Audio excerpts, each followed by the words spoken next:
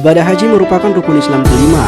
Ibadah yang waktunya setahun sekali harus dilakukan sesuai dengan tata cara yang disyariatkan di dalam Islam. Tujuannya agar pelaksanaan haji dapat bernilai ibadah dan diterima Allah Subhanahu wa Ta'ala.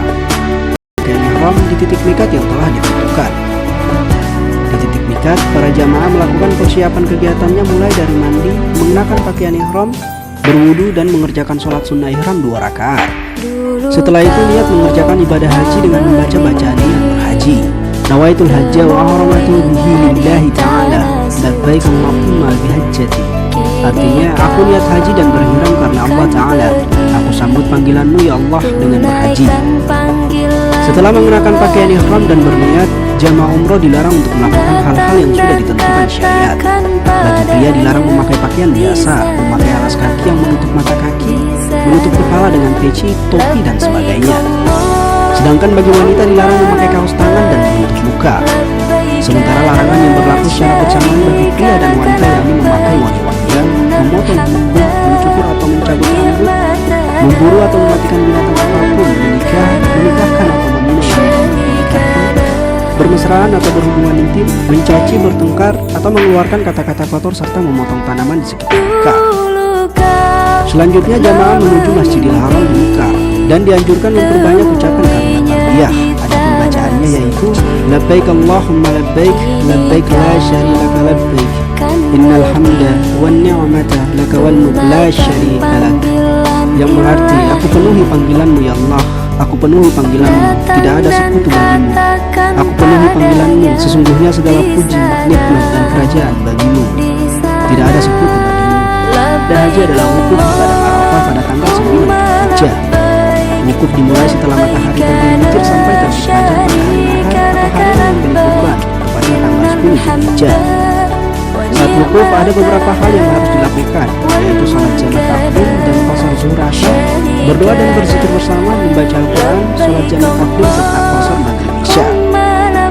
Selanjutnya yakni mandi di Musdalifah, yang artinya menginap di Musdalifah. Kegiatan ini dilakukan cukup dengan hadir sejenak di antara tengah malam sampai waktu terbit fajar pada tanggal 10 Dzulhijjah. Dalam kegiatan ini jamaah diwajibkan mengambil batu kerikil sejumlah 49 butir atau 70 butir, tergantung berapa malam jamaah akan berada di dunia. Tahap selanjutnya dari pelaksanaan ibadah haji yakni jumrah akobah atau lempar jumroh.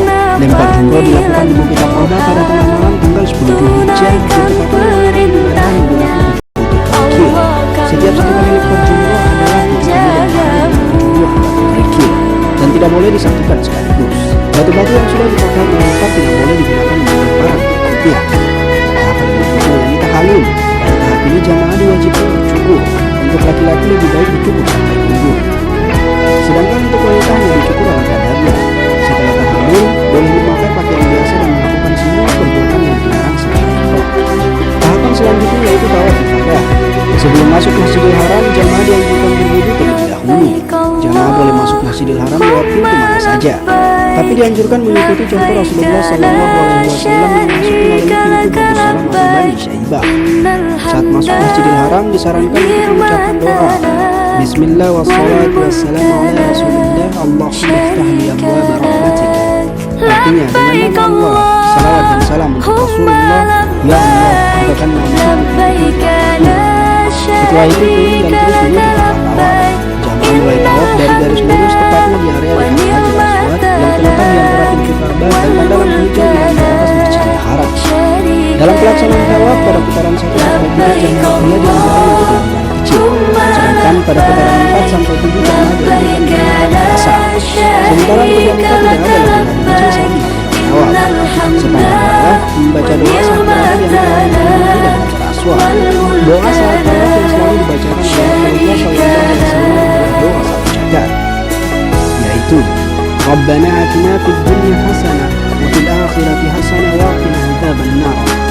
Artinya, ya Tuhan kami, berilah kami kebaikan di dunia dan kebaikan di akhirat, dan peliharalah kami dari siksa api neraka. Sesudah tawaf, tahap selanjutnya yakni sa'i yang dimulai dari Safa ke Marwah. Sa'i dilakukan dengan 1 kali perjalanan dengan urutan dari Safa ke Marwah 1, Marwah ke Safa 2, dan seterusnya sa'i berakhir di Marwah. Sa'i dikerjakan dengan cara berjalan, tapi pada batas di antara 2 lampu hijau, jamaah dianjurkan berlari-lari kecil. Sa'i merupakan penghargaan Allah Subhanahu wa taala kepada istri Nabi Ibrahim dalam rangka mencari air untuk minum putra beliau yaitu Nabi Ismail alaihi salam. Tahapan selanjutnya bagi jamaah haji yaitu melakukan lempar 3 jumroh dan mabit di Mina pada hari tasyrik.